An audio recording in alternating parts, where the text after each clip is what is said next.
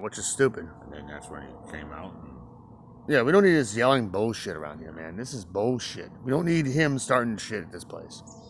Not Sean, but fucking Daniel and that stuff on it, man. If you, I understand you can't help it. He has a schizophrenia, but keep that shit away. You know better. You know that offends people. You've been told a lot of times that offended her doing that. She doesn't like that shit.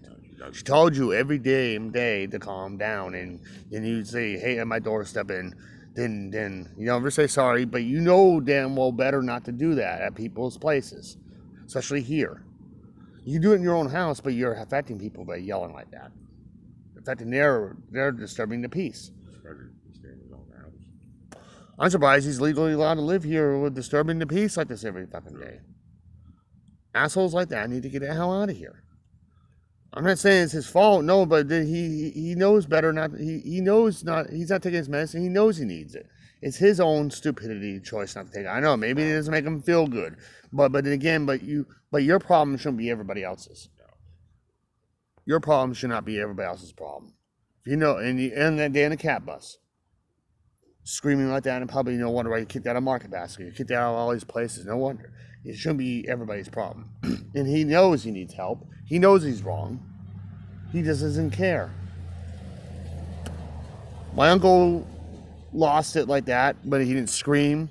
Well, he did. Yeah, he did in his own personal house, but the cops came twice and informed Nana, and Nana took care of it right there.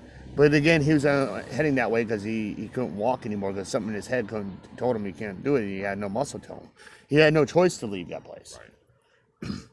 But he was not taking his medications either. But he wasn't that flipping off the fucking wall like that. When the cops took care of him, he was respectful.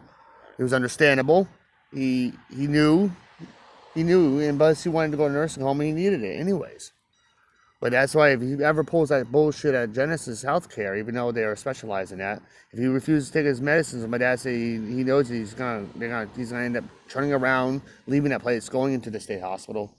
Yep, they'll put him in it. That's why he's not gonna do that.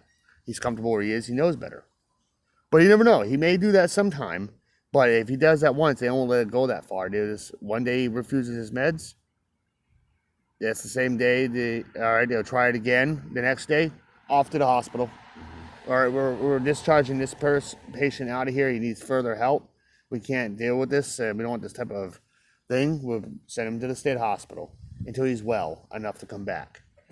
But again, maybe my dad said he may not be welcome back. He may stay there for life. This is bull. This is bull. I don't. That pisses me off today.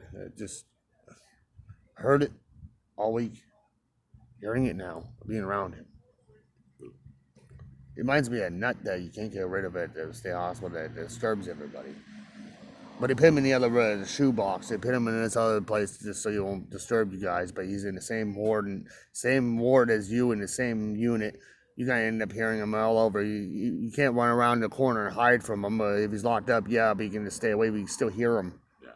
Then he's gonna come back out. He's not gonna rock and roll when he does. There it is. They think he's calm. He pretends to be. Then he comes out and rock and rolls all again and throw him back in. You gotta keep him away from other patients. But when I was at a mental institution, they didn't keep us away from dangerous people. Now they do. Now they made it look nice, a multi-billion, $2 billion place to keep the violent with the violent, keep the sane with the sane. They keep the ones that just need minor. They don't have you all shoved in different. They keep you in different. Like Uncle Stevie was in a different ward. He's at the violent ward. They won't put him in there because he's not violent. But back then, they'll put you in any ward that's open. But mine was criminally insane ward at the time, so I had to be put there. But other people that didn't belong in that ward with me that weren't like that, but they had no room for them. True.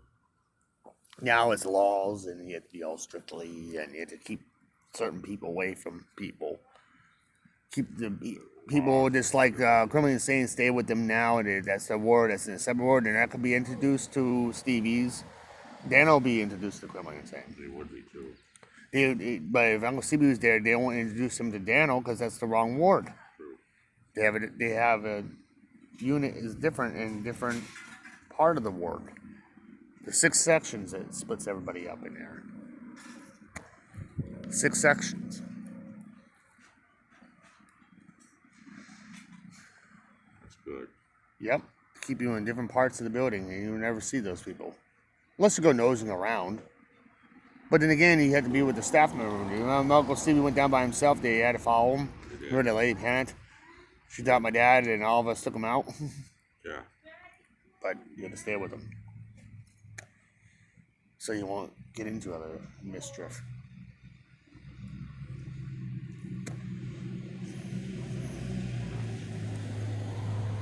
Now the place is a gentle, it's a nice, cozy place now. It never used to be. When I was there, it was not gentle and cozy. I didn't recognize it when I went in. Place looks like this. It looks like a 5-star hotel. It don't look like that when we're there. When I was there, it looked like a junkyard. It looked like a piece of garbage. It looked like a place that you don't want to be at. No. It dog looks like Mason, kind of. See that? Yeah, I There's a saw Mason's brother. Or mom, or sister, or Mason's kid.